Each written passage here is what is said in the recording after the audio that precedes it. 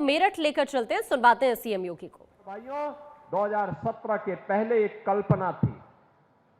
2,62,00,000 से अधिक परिवारों के घर में एक एक शौचालय का निर्माण किया जा चुका है। और यही नहीं, 1,86,00,000 परिवारों को उज्ज्वला योजना का रसोई गैस का सिलेंडर भारत सरकार ने कनेक्शन मुफ्त दिया है। और दीपावली और होली में एक एक भरा हुआ सिलेंडर राज्य सरकार उन्हें मुफ्त में उपलब्ध करवाने का कार्य कर रही है। और मैं तो कहूंगा, जिन लोगों ने अब तक अपना सिलेंडर नहीं लिया है, एजेंसी के पास जाइए, एक भरा हुआ सिलेंडर आपके कनेक्शन में आपको उपलब्ध हो जाएगा। बहनों और भाइयों, जब दुनिया कोरोना के सामने पस्त थी, तब निर्माण श्रमिकों के लिए जीवन निर्वाह भत्ता देने का काम केंद्र और राज्य सरकार की डबल इंजन की सरकार कर रही थी। तो पिछले 4-4.5 वर्ष से फ्री में 15 करोड़ लोगों को प्रदेश में और 80 करोड़ लोगों को देश के अंदर राशन देने का काम भी ये डबल इंजन की सरकार कर रही है।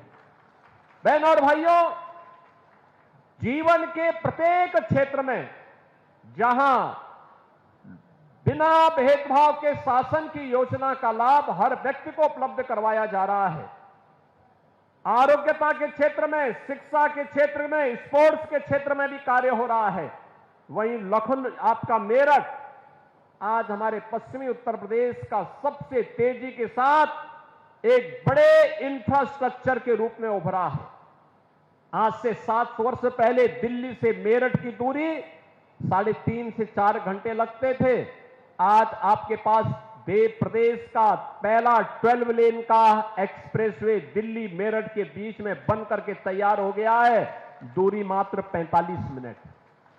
रैपिड रेल मेरठ और दिल्ली को जोड़ चुका है, दूरी मात्र 40 मिनट की दूरी पे अब दिल्ली रह गया है। और गंगा एक्सप्रेसवे मेरठ को सीधे प्रयागराज से जोड़ रहा है। 2025 में प्रयागराज कुंभ है। प्रयागराज कुंभ में मेरठ और पश्चिमी उत्तर प्रदेश के बंधुओं को प्रयागराज में जाकर के हर हर गंगे नमामि गंगे के दर्शन करने का सौभाग्य भी प्राप्त होगा। संगम की त्रिवेणी में स्नान करने का पुण्य प्राप्त भी करने का एक अवसर प्राप्त होगा। एक्सप्रेसवे बनने के बाद ये दूरी मात्र 6 से 7 घंटे में पूरी की जा सकती है। बहनों और भाइयों, एक और यहां तो दूसरी तरफ स्पोर्ट्स के लिए 1 डिस्ट्रिक्ट 1 प्रोडक्ट में मेरठ को स्पोर्ट्स आइटम का हब बनाने की दिशा में सरकार ने जो कदम बढ़ाया है, आज मुझे प्रसन्नता है कि बाबा ओगलनाथ की कृपा से मेरठ उसमें तेजी के साथ आगे बढ़ा। आज स्पोर्ट्स आइटम न केवल देश की बल्कि दुनिया की आवश्यकता की आपूर्ति मेरठ कर रहा है।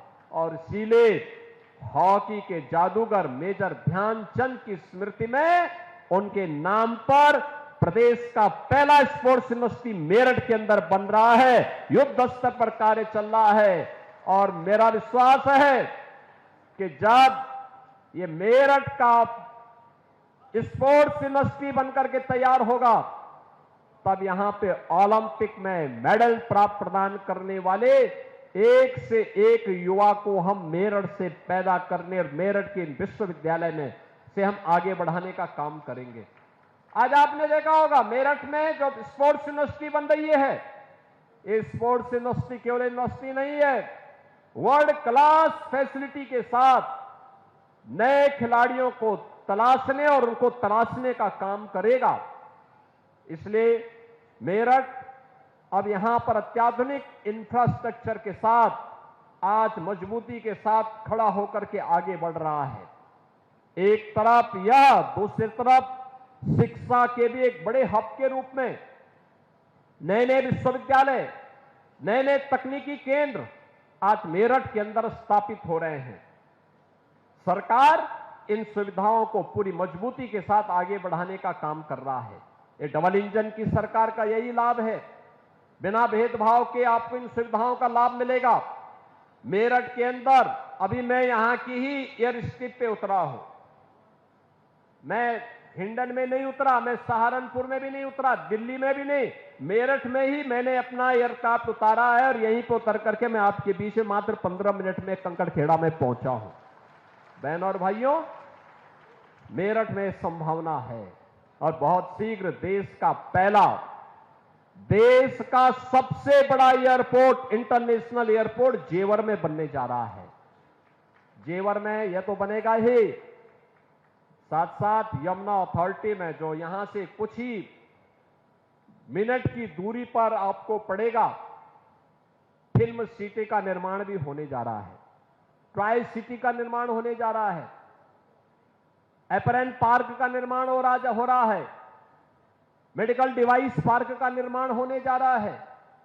यानी यहां के युवाओं के लिए, उनकी आकांक्षाओं की पूर्ति के लिए वे सभी कार्य अब मेरठ और उसके इर्द गिर्द आसपास के क्षेत्रों में हम सबको वे सभी कार्य यहां पर होते हुए दिखाई देंगे। और आज यहां के विकास की ही कड़ी को नई ऊंचाई प्रदान करने के लिए प्रधानमंत्री मोदी जी के करकमलों से कुछ ही देर में मेरठ में श्रम विभाग के माध्यम से एक नए योजना यहां के राज्य बीमा कर्मचारियों के लिए एसआईसी हॉस्पिटल, 100 बेडेड आधुनिक सुविधा से युक्त एक हॉस्पिटल जो 150 करोड़ रुपए की लागत का है, ये प्रधानमंत्री जी के कर कमलों से उसका शिलान्यास होने जा रहा है। इस हॉस्पिटल के शिलान्यास होने के अवसर पर मैं यहां के माननीय सांसद जी को, माननीय विधायक को, यहां के अन्य सभी जनप्रतिनिधियों को मैं इस अवसर पर हृदय से बधाई देता हूं। मेरठ वासी इस सुविधा का लाभ ले पाएंगे।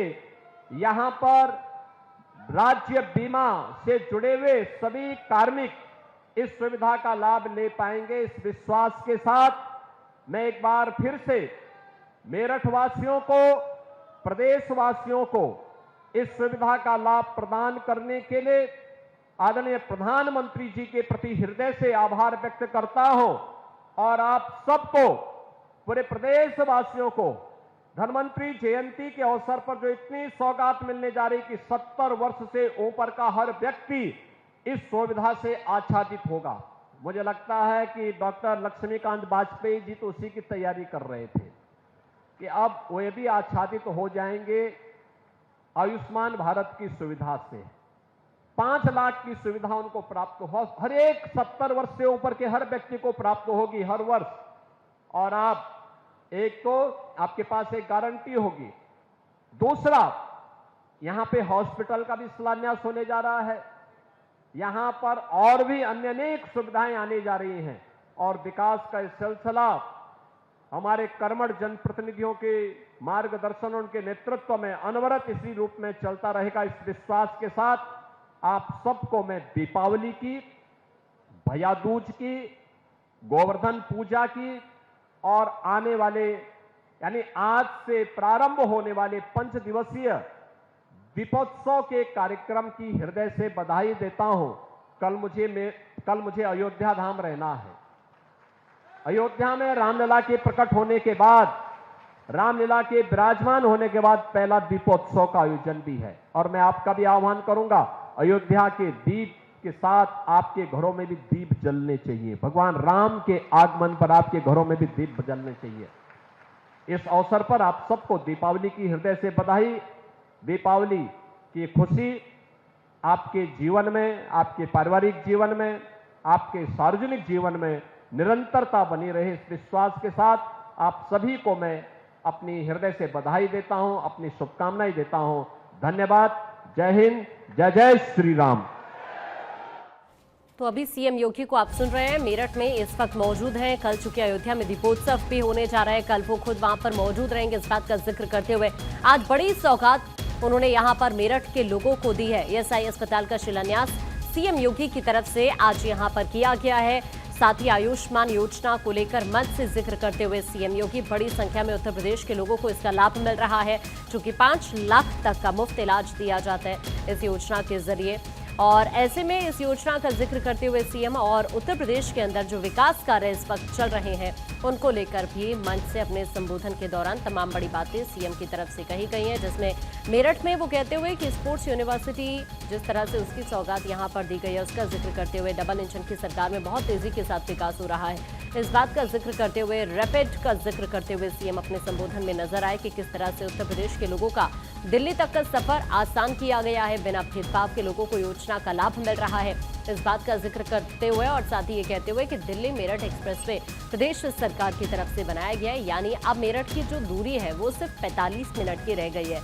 मेरठ से दिल्ली एक्सप्रेसवे का जिक्र करते हुए, रैपिड रेल का जिक्र करते हुए मेरठ के लोगों को जो आसान सफर देने की सरकार की कोशिश रही है उसका जिक्र करते हुए और अभी जो आगामी योजनाएं हैं उत्तर प्रदेश को लेकर उनका जिक्र करते हुए सीएम योगी।